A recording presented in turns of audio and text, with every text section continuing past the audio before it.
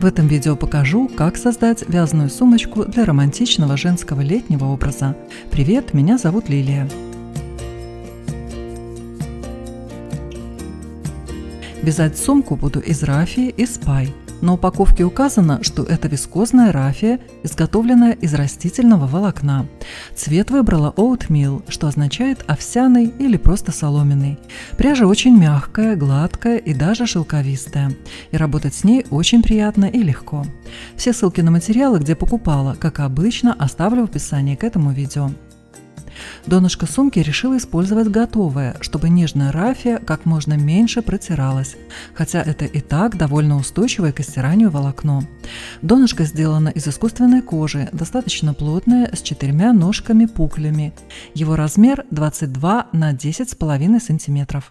Ручки для сумки выбрала бамбуковые, размером 16 на 9 см. Повторю, ссылки ищите в описании к видео. Вязать буду крючком 3,5 мм, но можно взять и меньше, если хотите получить полотно плотнее.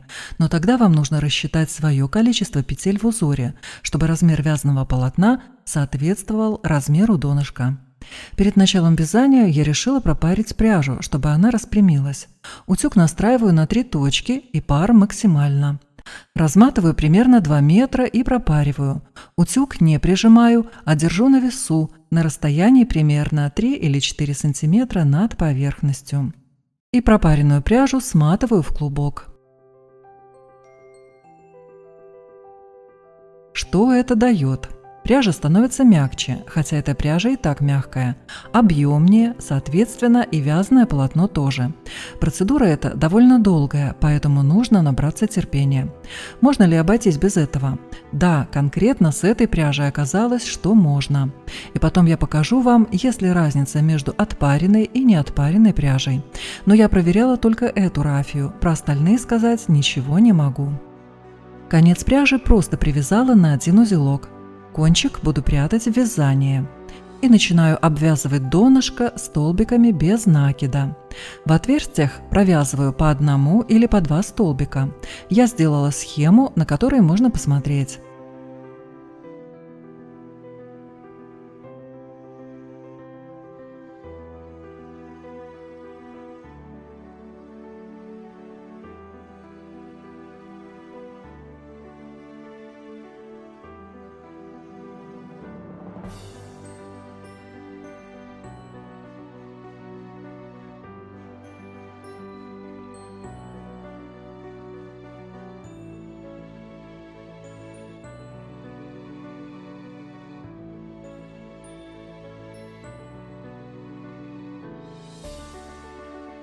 На скругленном участке провязываю по 2 столбика в одно отверстие.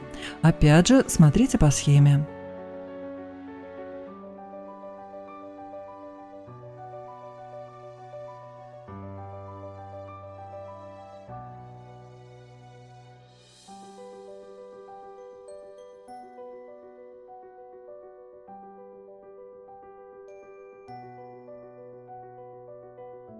И дальше опять же вяжу по схеме. Заканчивая ряд, перехожу на второй. Соединяю ряд петлей. Вязать буду по спирали, а не подниматься на ряды. Так рисунок будет везде ровный, без переходов. И начинаю вязать второй ряд столбиками без накида в каждый столбик предыдущего ряда, то есть в каждую петельку по 1 столбику без накида.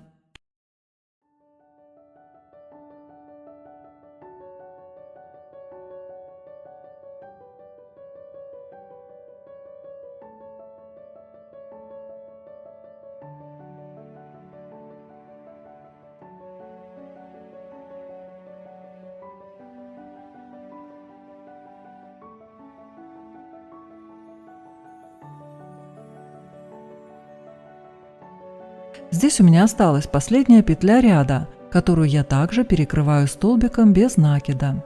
И теперь ряд уже плавно переходит в следующий 3-й ряд. С этого ряда начинаю провязывать узор.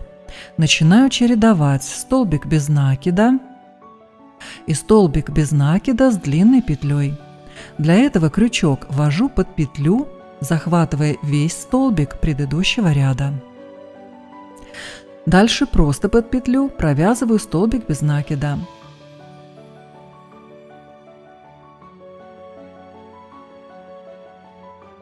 А потом делаю столбик с длинной петлей, провязывая под столбик предыдущего ряда.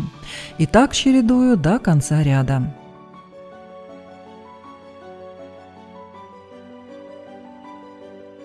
Нить столбика с длинной петлей старайтесь вытягивать до уровня обычного столбика, который только что провязали. И в этом ряду ориентируйтесь по петелькам предыдущего ряда. Именно под них и провязывайте этот ряд. Тогда вы сохраните количество петель, которые набрали, обвязывая донышко.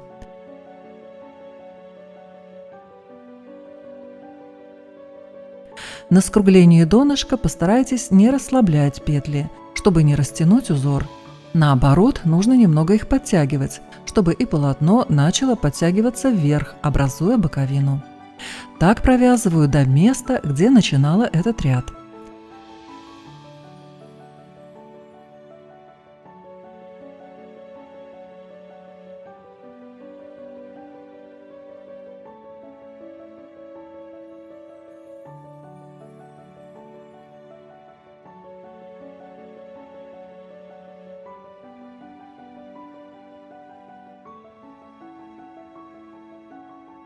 Здесь плавно перехожу на новый 4-й ряд.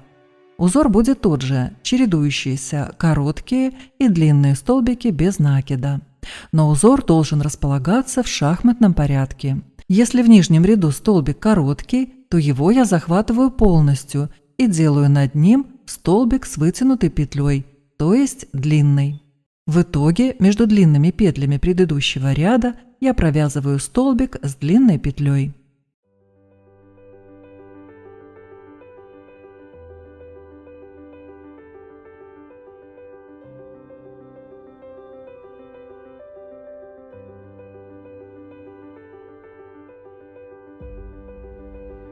В этом месте на скруглении уже можно немного завернуть получающееся полотно, чтобы не растягивать петли.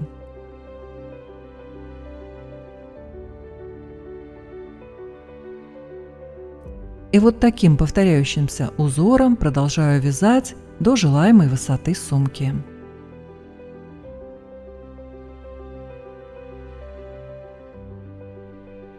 Вот так получается. Вязание буду продолжать, потому что хочу сумку сделать выше, но у меня закончилась первая бобина пряжи. Поэтому беру вторую бобину и соединяю их концы. Сделать это просто. Разворачиваю кончики и склеиваю их с помощью клея ПВА.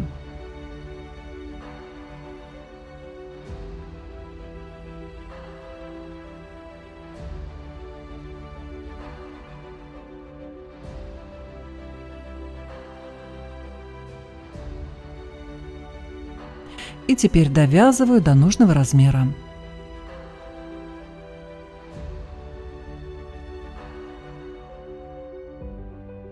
У меня добавилось еще примерно 7 сантиметров.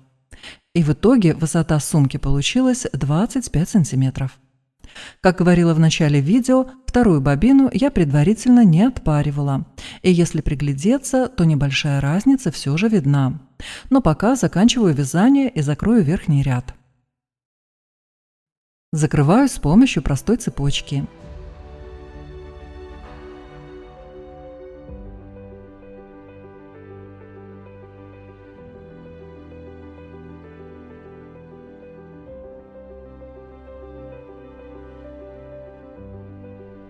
Обвязав край, закрепляю нить.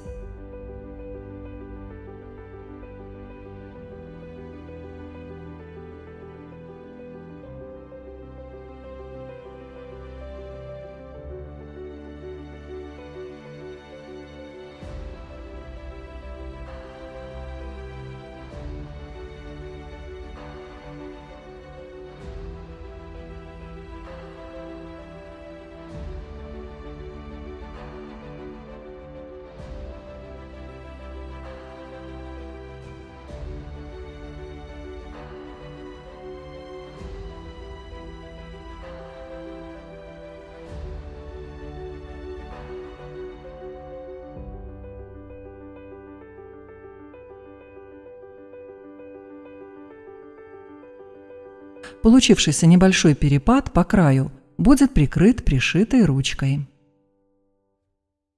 И отпариваю уже готовое изделие. Утюг я не прижимаю к сумке, а только ввожу на весу.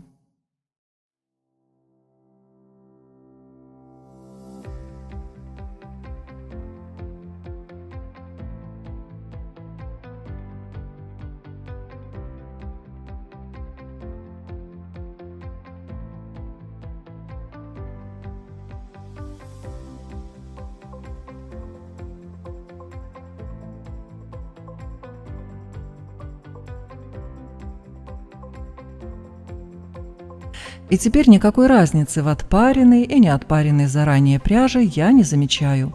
Это значит, что в следующий раз я точно не буду предварительно отпаривать рафию и спай. На донышке я хочу закрыть отверстия, поэтому последовательно провязываю через них цепочку из петель. Нитка находится внутри сумки. Вытягиваю петлю наверх, перетягиваю ее до следующего отверстия. Завожу крючок внутрь отверстия и захватываю там нить.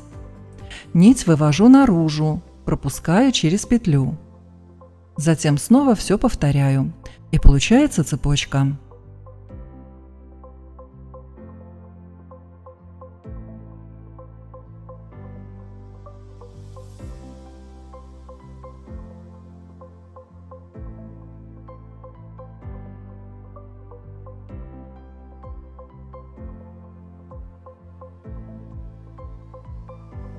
Конец завожу внутрь и завязываю узелок.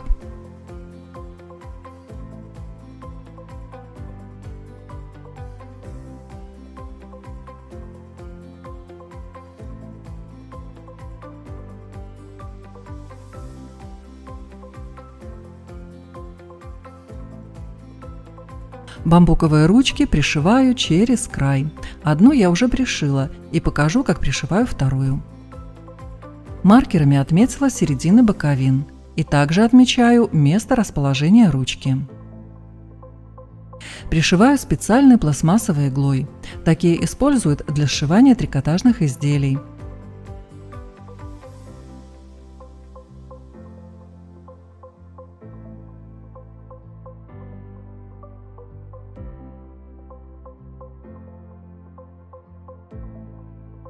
Конец пряжи запускаю под стежки. Стежки делаю плотно друг к другу, плотно затягивая.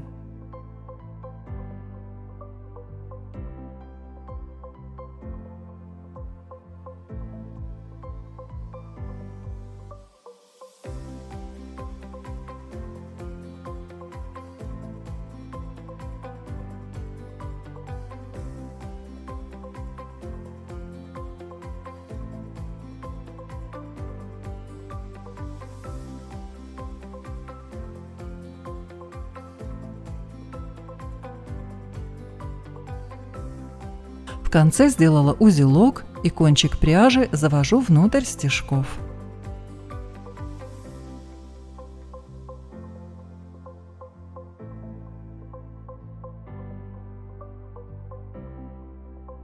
Вот так получилось, но для сумки я хочу шить подкладку. Замеряю размеры сумки. Ширину у меня получилось 33 сантиметра. И высоту с шириной донышка и второй высотой. Получилось 60 сантиметров. В соответствии с этими размерами и добавлением припусков по 1 сантиметру ко всем срезам вырезаю деталь. Ткань для подкладки я взяла хлопчатобумажную контрастного голубого цвета. Этот цвет будет сочетаться с дальнейшим декоративным оформлением сумки. Вырезаю деталь с размером 35 на 62 сантиметра. Это с припусками и в разложенном виде. На расстоянии 5 сантиметров от короткого среза по центру детали намечаю отрезок длиной, равный размеру моего замка молнии. У меня она 18 сантиметров. Из этой же ткани вырезала полоску размером 5 на 23 сантиметра. Это будет обтачка, которую я прикладываю по центру на намеченную линию.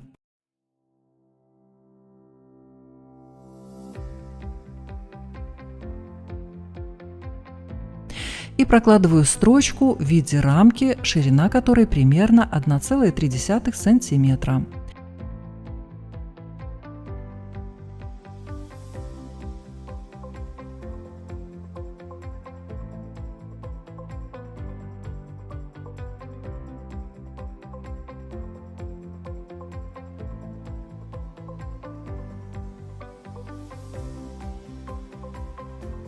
Рамку разрезаю вдоль по центру, в уголки делаю надсечки.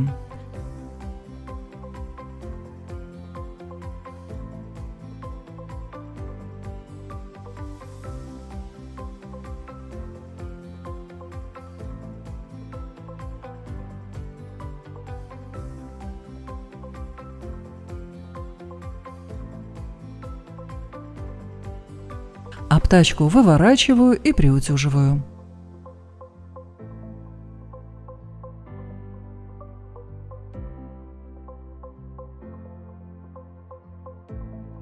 Теперь подкладываю молнию и с лицевой стороны по контуру рамки прокладываю строчку.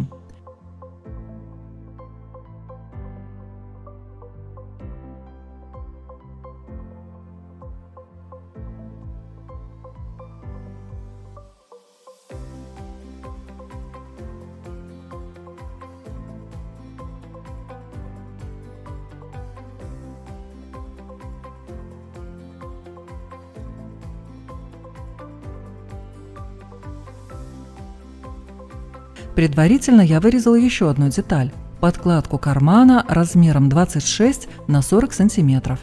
Прикладываю ее короткий срез к нижнему срезу обтачки и притачиваю.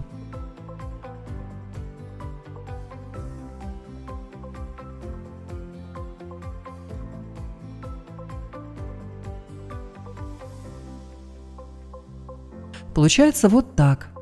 Теперь складываю подкладку таким образом, чтобы уравнять ее срез с верхним срезом подкладки сумки.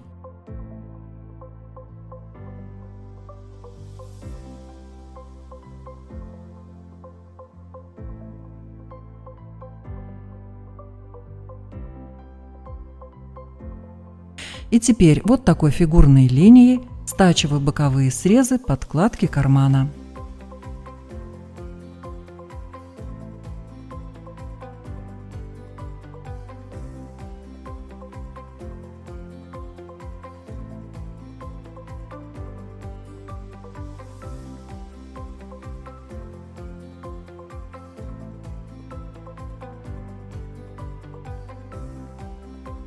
В верхнюю строчку рамки прокладываю еще одну строчку, чтобы закрыть изнутри необработанный срез обтачки.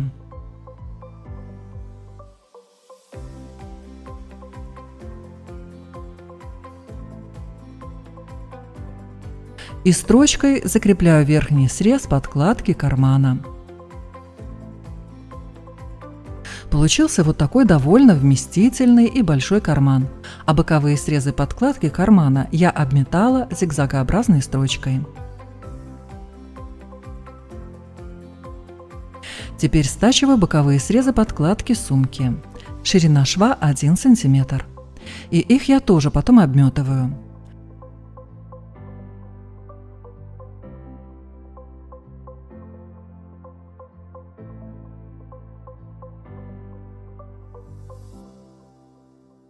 Донышко сумки имеет ширину 10 сантиметров, поэтому на подкладке внизу я также сделаю расширение на донышко, стачав уголки на длину тоже 10 сантиметров.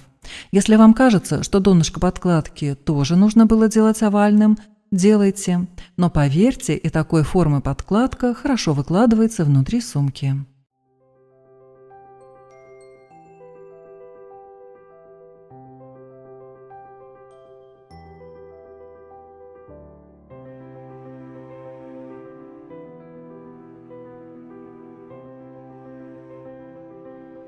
Теперь мне осталось подогнуть и застрочить верхний край сумки.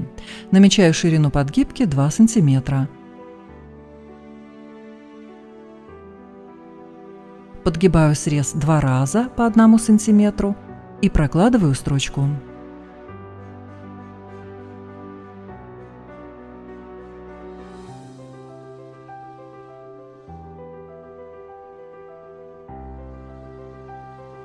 И теперь подкладка готова к пришиванию к сумке.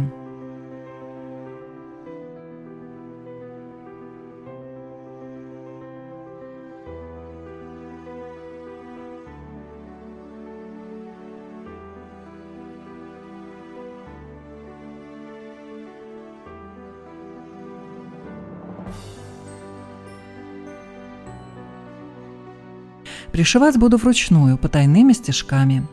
Расстояние от края сумки до края подкладки 1 см. Старайтесь прятать нитку внутри материалов, чтобы стежки не были видны на лицевой стороне.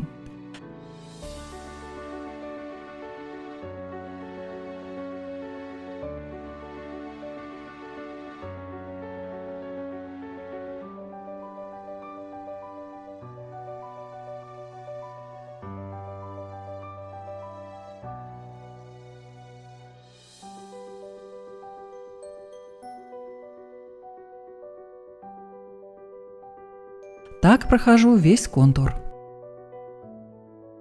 Можно еще раз пройтись паром по поверхности, чтобы выровнять возможные небольшие заломы. И в принципе сумка готова, если вы ничем не будете ее украшать. Я же покажу, как можно дополнить сумку цветами, чтобы сделать аксессуар нежным и романтичным. У меня есть искусственные веточки, с которых я снимаю нужные мне цветочки и зелень.